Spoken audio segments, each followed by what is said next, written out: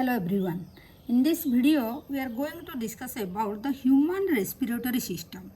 देखिए human respiration का मतलब हमारा क्या जो ऑक्सीजन है हमारा एटमॉस्फेयर से हमारा रेस्पिरेटरी सिस्टम से लेना है।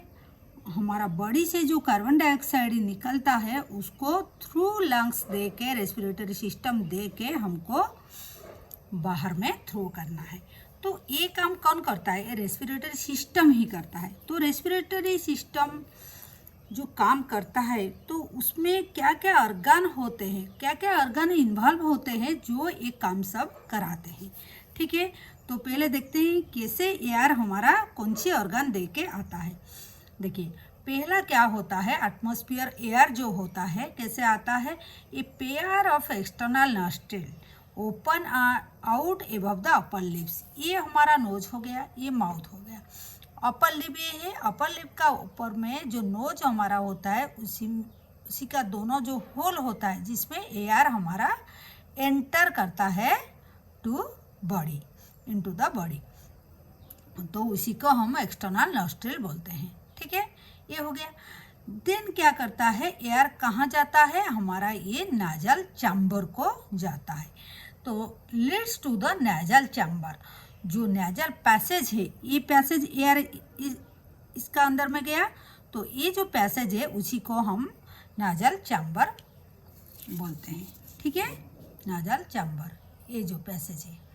देन आफ्टर नाजल चैम्बर से कहाँ जाता है, नाजल चैम्बर ओपन होता है इनटू फेरिंग्स। हमारा नाजल जो चैम्बर है एंड ये ओरल कैविटी, ये दोनों मिलके ये फेरिंग्स का प्लेस में ये दोनों मिलते हैं, कॉमन पैसेज हो जाता है both for food and air. ठीक है, तो nasal chamber open into the pharynx. तो फेरिंग्स जो पोर्शन है हो गया, ये क्या है, कॉमन पैसेज हो गया फूड एंड एयर के लिए। ठीक है, मतलब एक्सटर्नल नॉस्ट्रिल, नॉस्ट्रिल का बाद में आया हमारा नाजल चैम्बर, उसके बाद फेरिंग्स आ गया। फेरिंग्स फिर लीड करता है हमारा ट्रकिया को, ये ट्रकिया है, ये रिंग लाइक स्ट्रक्चर जो है ट्रकिया को। ट्रकिया को आने से पहले एक रीजन दे के आता है, that region is larynx region. ठीक है, pharynx open through larynx region into trachea. Clear, pharynx trachea को आता है थ्रू लैरिंग्स दे के आता है। तो लैरिंग्स क्या है, लैरिंग्स क्या है, लैरिंग्स के बारे में यहाँ लिखा हुआ है। लैरिंग्स क्या है, एक कार्टिलेजिनियस बॉक्स है which help in the sound production. ये लैरिंग्स है, देखिए ये लेबलिंग हुआ है लैरिंग्स। तो लैरिंग्स क्या है, दिस स्ट्रक्चर इज लैरिंग्स। ठीक है, तो लैरिंग्स क्या है, एक कार्टिलेजिनस बॉक्स होता है जो हेल्प करता है साउंड प्रोडक्शन के लिए हेल्प करता है। ठीक है, कार्टिलेजिनियस बॉक्स होता है जो साउंड प्रोडक्शन के लिए हेल्प करता है, इसीलिए इसको बोलते हैं साउंड बॉक्स। किसको साउंड बॉक्स बोलते हैं, लैरिंग्स को। क्लियर, फिर देखते हैं ड्यूरिंग जब स्वालोइंग, हम जब खाना खाते हैं, glottis can cover by this thin elastic cartilaginous flap called the epiglottis।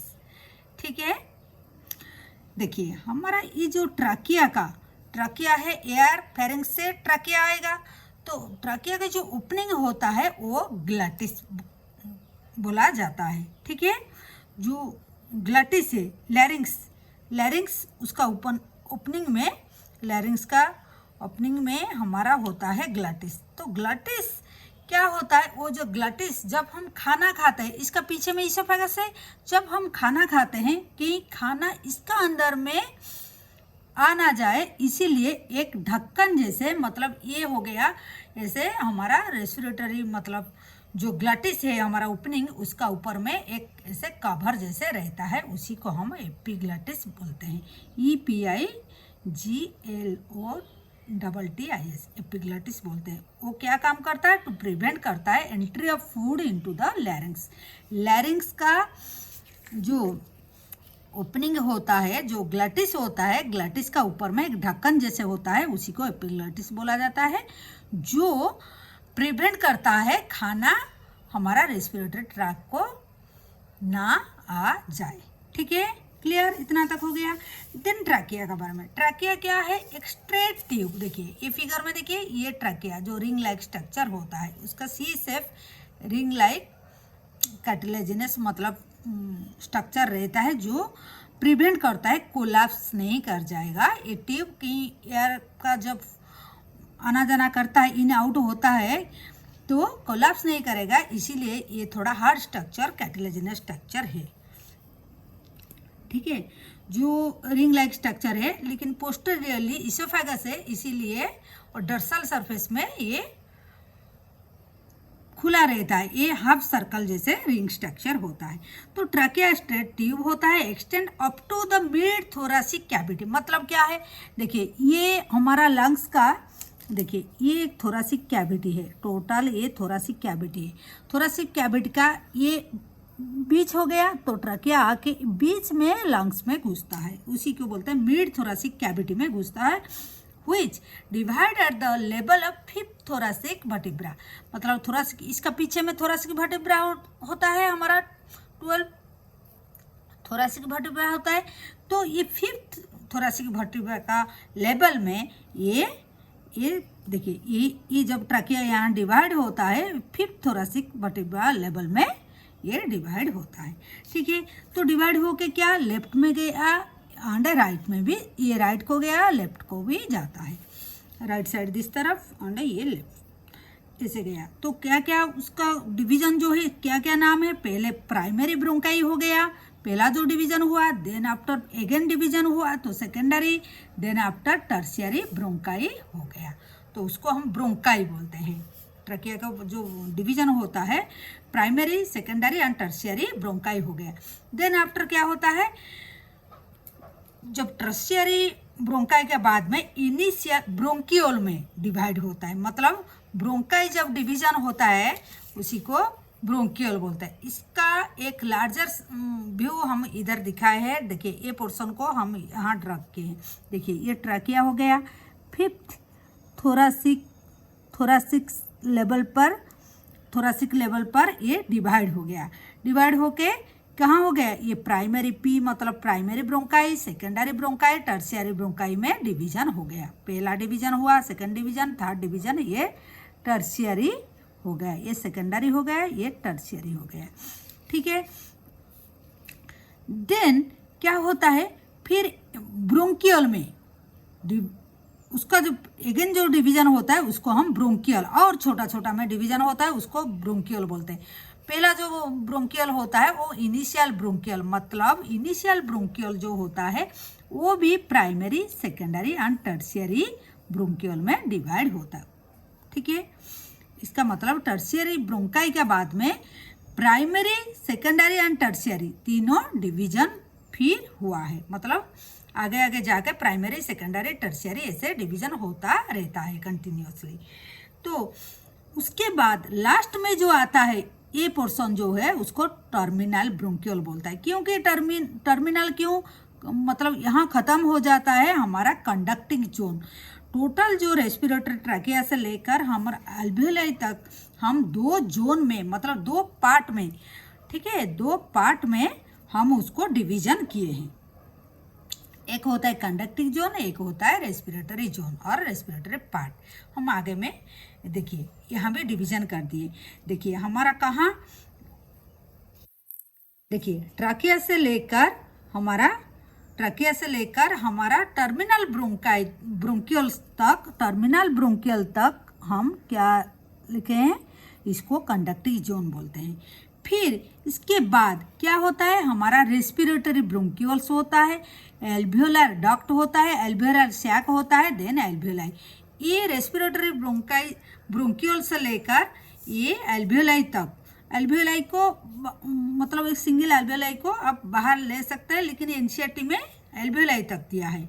ठीक है, यहाँ एल्वियोलाई तक दिया है तो हम उसको रेस्पिरेटरी जोन बोलेंगे। ठीक है, इसका बारे में भी हम और दूसरा पेज में भी डिस्क्राइब किए हैं। ठीक है, तो फिर देखते हैं। देखिए एनसीईआरटी और क्या दिया है? प्लूरा का बारे में जिक्र किया है। प्लूरा क्या है? प्लूरा जो है, देखिए हमारा प्लूरा का बारे में जो डिस्कशन किए हैं, तो प्लूरा क्या है, ये देखिए लंग्स का ये दोनों कवर होता है। देखिए ये प्लूरा मेम्ब्रेन, ये एक मेम्ब्रेन इनर साइड होता है, एक आउटर साइड। देखिए ये आउटर साइड, ये इनर साइड, ठीक है, एक इनर एक आउटर होता है, तो इसको प्लूरल मेम्ब्रेन बोलते हैं। तो उसका अंदर में क्या है, हमारा फ्लूइड भरा रहता है, फ्लूइड सब भरा रहता है, ठीक है। वही फ्लूरा मतलब जो फ्लूइड रहता है उसी को हम प्लूरल फ्लूइड बोलते हैं, ठीक है। फ्लूइड भरा रहता है, ये फ्लूइड भरा रहता है, ठीक है। जो तो प्लूरा का क्या काम है, दो lungs which have cover by A double layer pleura रहता है, कवरिंग को प्लूरा बोलते हैं। Which pleural fluid in between them, pleural fluid रहता है, इन बिटवीन देम क्या, प्लूरल फ्लूइड रहता है, ठीक है।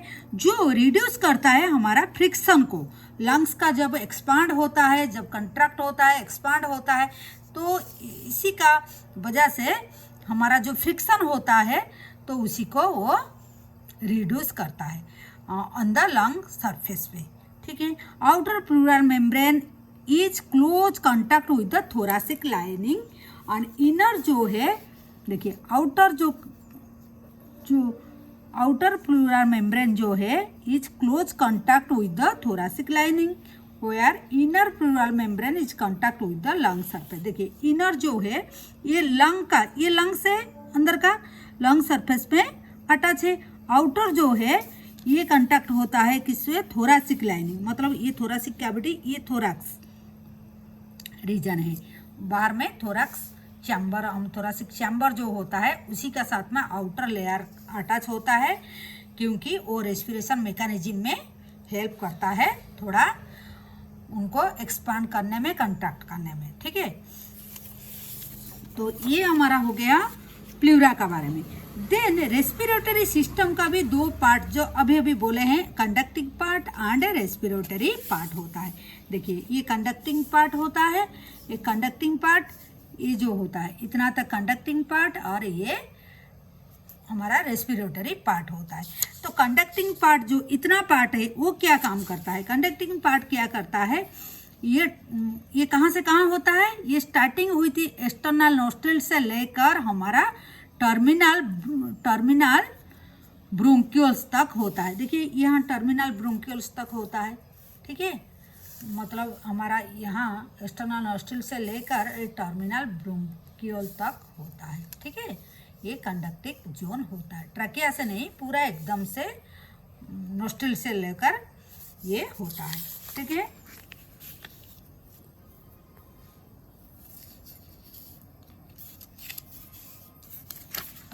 यहाँ पर हम लिख देते हैं, ये कहाँ से लेकर, ये पूरा एक्सटर्नल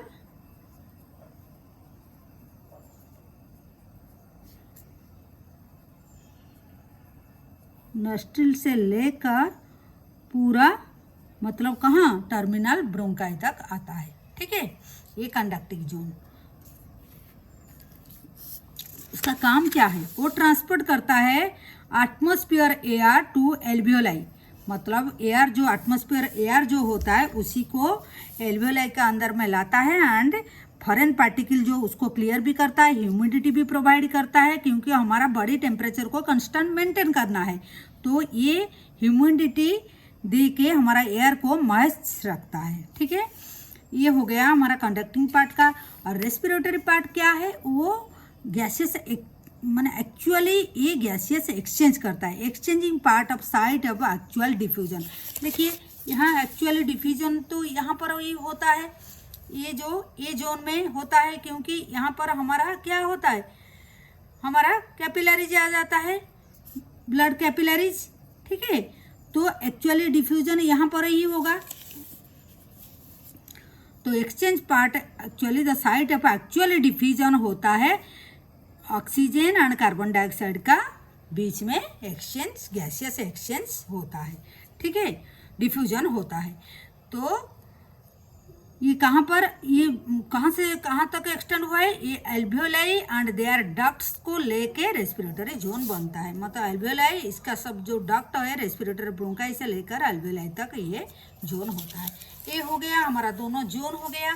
फिर और थोरासिक चैम्बर का भी रिक्वायरमेंट है मैकेनिज्म में, मतलब थोरासिक चैम्बर क्या है, थोरासिक चैम्बर है जो चैम्बर में हमारा लंग्स सिचुएटेड है, ठीक है, situated in the thoracic chamber which is anatomically in A air tight chamber. मतलब हमारा जो कंट्रैक्शन रिलैक्सेशन होता है क्योंकि एक एयर टाइट बॉक्स जैसे लंग्स हमारा काम करता है।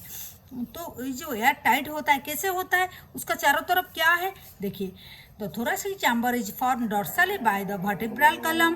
डॉर्सली उसका मतलब इसका पीछे तरफ क्या है, हमारा वर्टिब्रल कॉलम रहता है, ठीक है। ये जैसे ये लैटरल व्यू, ये डॉर्सल कॉलम मतलब क्या रहता है, हमारा वर्टिब्रल कॉलम रहता है, आगे में रहता है इसका स्टर्नम रहता है, रिब्स लैटरली रहता है, रिब्स रहता है, और नीचे में रहता है डायफ्राम, ठीक है। ये लैटरल व्यू है। अगर सामने से देखेंगे ये देखिए ये डायफ्राम है और इसका सामने में रहता है स्टर्नम, आगे में रहता है, ये पीछे में रहता है डॉर्सल में रहता है वर्टिब्रल कॉलम, एंड सामने में रहता है स्टर्नम, लैटरली रहता है रिब्स, एंड लोअर साइड में रहता है dome shape diaphragm. Dome shape का मतलब ऐसे ही थोड़ा देखिए एक कर्व शेप, ऐसे कर्व जैसे रहता है, ठीक है, ऐसे कर्व, स्ट्रेट नहीं, ठीक है। तो anatomically the setup of lungs and thorax is such way ऐसे होता है जो volume of the thoracic cavity will be reflected in the lungs cavity. मतलब हमको लंग्स का कैविटी को कम ज़्यादा करना है रेस्पिरेटरी मैकेनिज्म में। मतलब इन आउट जब एयर करेंगे हमारा मतलब पल्मोनरी कैविटी को ज़्यादा कम करना है, उसको करने के लिए हम थोरासिक कैविटी का हेल्प लेंगे, ठीक है। तो थोरासिक कैविटी क्या है, उसका ऊपर में ऐसे कवर मतलब सच्चे अरेंजमेंट हम ऐसे किए हैं जो थोरासिक कैविटी